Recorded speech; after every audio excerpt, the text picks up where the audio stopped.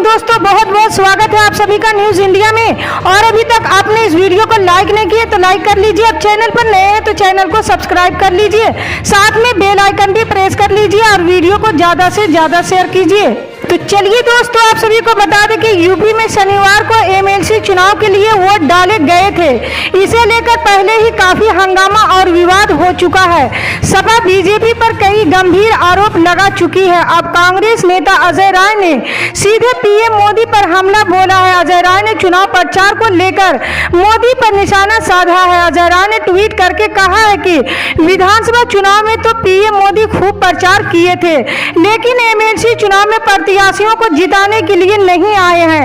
उन्होंने कहा, विधानसभा चुनाव में अपनी पूरी ताकत लगाकर अपने प्रत्याशियों को जिताने वाले मोदी जी क्या विधान परिषद चुनाव में भाजपा प्रत्याशी समुदाय पटेल को जिताने नहीं आएंगे। महाराष्ट्र की महाविकास आघाड़ी सरकार में सहयोगी एनसीपी के नेता शरद पवार के आवास पर ट्रांसपोर्ट कर्मचारियों के प्रदर्शन को शिवसेना नेता संजय राउत ने साजिश करार दिया है। उन्होंने शनिवार को कहा है कि जल्द ही इस बात का खुलासा हो जाएगा कि इसके पीछे कौन था। कोई है जो महाराष्ट्र में राजनीतिक और सामाजिक माहौल को बिगाड़ने की कोशिश कर रहा है। दिल्ली के मुख्यमंत्री और आम आदमी पार्टी के संयोजक अरविंद केजरीवाल के खिलाफ कथित फेक वीडियो पोस्ट करने के मामले में पंजाब पुलिस अब बीजेपी प्रवक्ता नवीन कुमार के दिल्ली स्थित घर पर पहुंची है। नवीन के खिलाफ पंजाब में आपराधिक केस दर्ज है। आरोप है कि अरविंद केजरीवाल को लेकर नवीन कुमार ने एक वीडियो ट्वीट किया था जिसमें फर्जी वीडियो प्रयोग किया गया था। पुलिस इसी मामले की छानबीन कर रही है।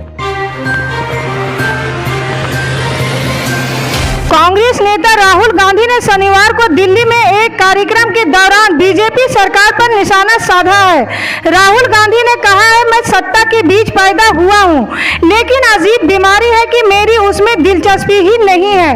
उन्होंने कहा, बहुत ये नेता है जो सुबह उठते ही कहते हैं सत्ता कैसे मिलेगी, रात तक वे यही कहते सो जाते हैं, फिर सुबह उठते ही कहते हैं कि सत्ता कैसे मिलेगी। मैं सत्ता के बीच में पैदा हुआ, लेकिन बड़ी अजीब सी बीमारी है कि मेरा उसमें इंटरेस्ट ही नहीं है।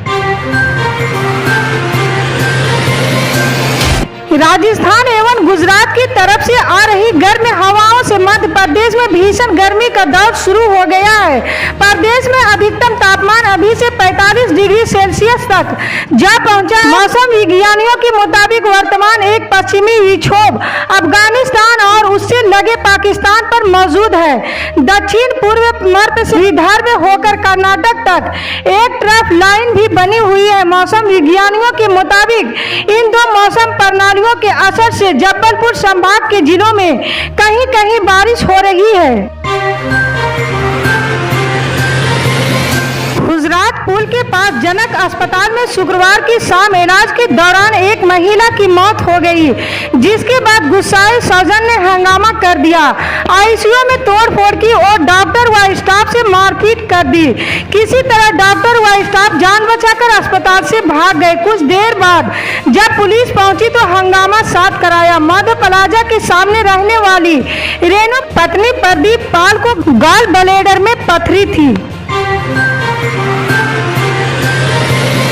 रेलवे स्टेशन के पास बनी मंदिर की दीवार तोड़ने कार्यकर्ता पहुंचे। कोतवाली थाना प्रभारी अजय बहादुर सिंह ने बताया कि विभिन्न संगठनों के कार्यकर्ताओं ने दीवार में 2 से 3 फीट का होल कार्यकर्ताओं ने बना दिया।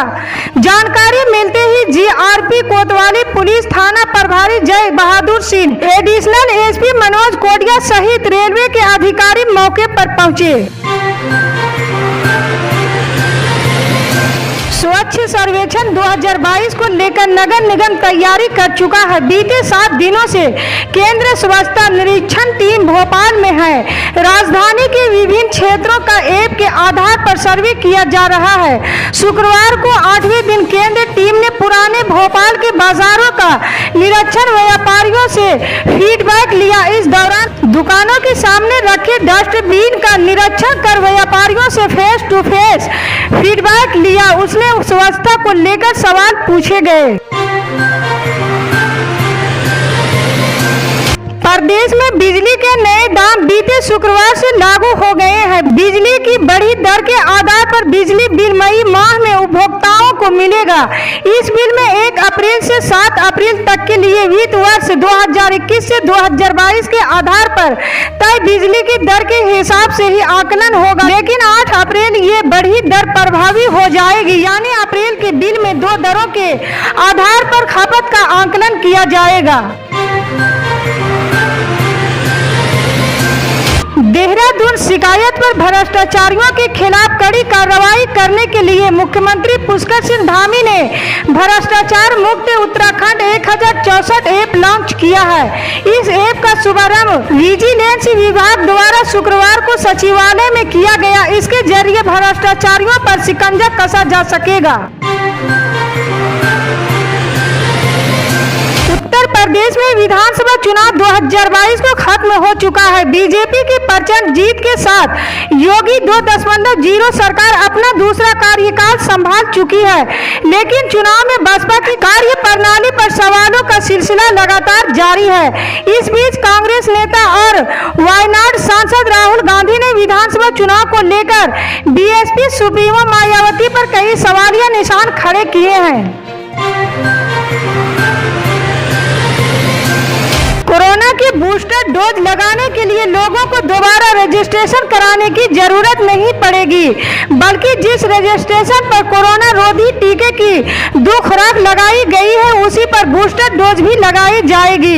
इसके साथ ही केंद्र सरकार ने निजी केंद्रों पर लगाई जाने वाली बूस्टर डोज की कीमतों में कटौती करने का फैसला किया है। इसके लिए केंद्र सरकार की ओर से राज्यों को चिट्ठी भी लिखी गई है। बता दें कि 10 अप्रैल से 18 साल उम्र से अधिक आयु वर्ग के लोगों को पूरे देश में कोरोना रोधी टीके की बूस्टर डोज लगाई जाएगी।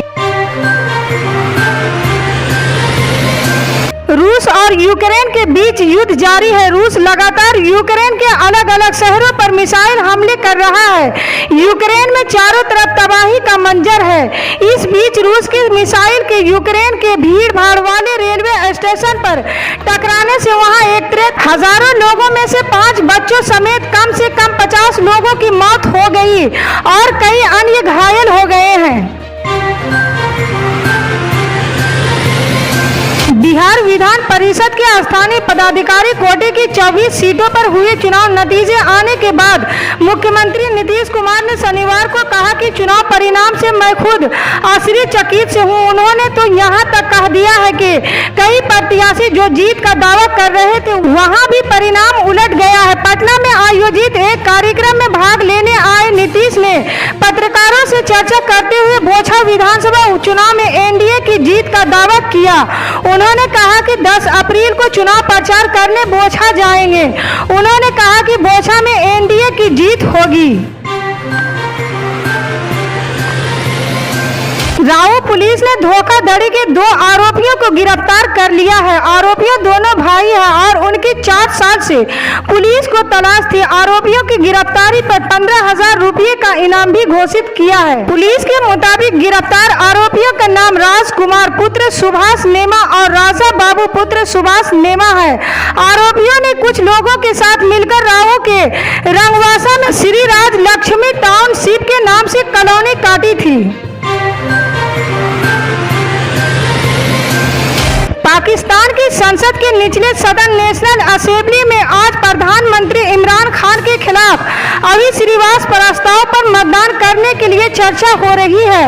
इस बीच ऐसे संकेत है कि खान के खिलाफ अविश्वास प्रस्ताव में देरी हो सकती है, क्योंकि सरकार अपने खिलाफ तथाकथित विदेशी साजिश पर संसद में चर्चा कराने के लिए दबाव बना रही है। शहबाज ने स्पीकर से कहा कि जो बीत गया है उसे छोड़ दे और कानून और संविधान के लिए खड़े हों। उन्होंने स्पीकर से अपनी भूमिका निभाने और अपना नाम इतिहास में सुनहरे शब्दों में लिखने का आग्रह किया है।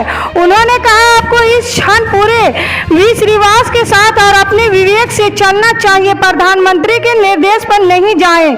जिस पर स्पीकर ने शहबाज को आश्वास दिया कि वो कानून और संविधान के अनुसार कार्रवाई करेंगे। इसी तरह की पल पल की अपडेट जानने के लिए जुड़े रहे हमारे न्यूज इंडिया के साथ। मिलते हैं अगली बड़ी खबर में, तब तक के लिए जय हिंद।